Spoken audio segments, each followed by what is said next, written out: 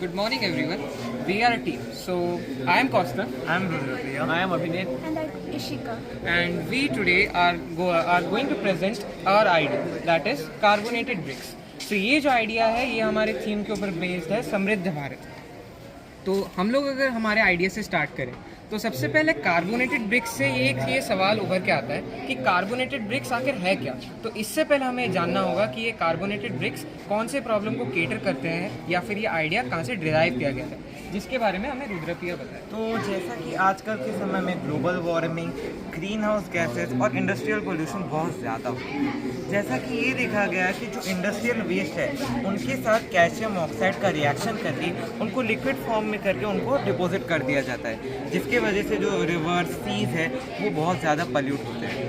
और जो green house gases है उसमें ये देखा गया है कि उसमें बहुत ज़्यादा अमाउंट की कार्बन डाइऑक्साइड है, जो कि हमारे मतलब एनवायरनमेंट को बहुत ज़्यादा पल्यूट करते हैं और बहुत ही ज़्यादा टेम्परेचर को इंक्रीज़ करते हैं।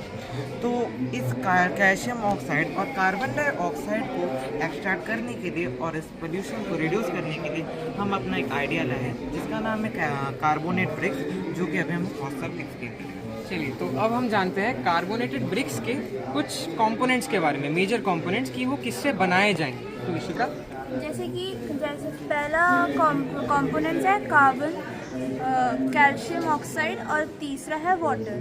और कार्बन डाइऑक्साइड होता है वो व्हीकल्स और इंडस्ट्री से प्रोड्यूस किया जाता है।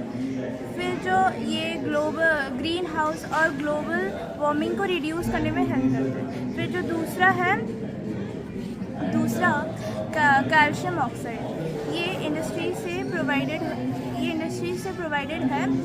और ये जो इंडस्ट्री से जो वेस्ट मटेरियल्स निकलते हैं, जैसे स्टील वर्किंग के बाद जो स्लैग्स निकलते हैं वो फिर, और जो कोल पावर प्लांट से जो एयर में जो वो प्रेजेंट होता है उसको। फिर तीसरा है वाटर, जो इंडस्ट्री से जो लिक्विड फॉर्म निकलते हैं, स्टील्स एंड एक्सेट्रा, उसको हम थोड़े से वाटर के थोड़े से अमाउंट में मिक्स करते हैं, उसको वाटर हेल्प करता है। तो चलिए, अब हमने अपने कंपोनेंट्स के बारे में जान लिया है, अब इसके फॉर्मेशन के बारे में जान लेते हैं कि जो कार्बोनेटेड ब्रिक्स है वो मेनली एक प्रोसेस के द्वारा बनाए जा सकते हैं, एक सिंपल केमिकल रिएक्शन से, जिसका नाम है कार्बन मिनरलाइजेशन।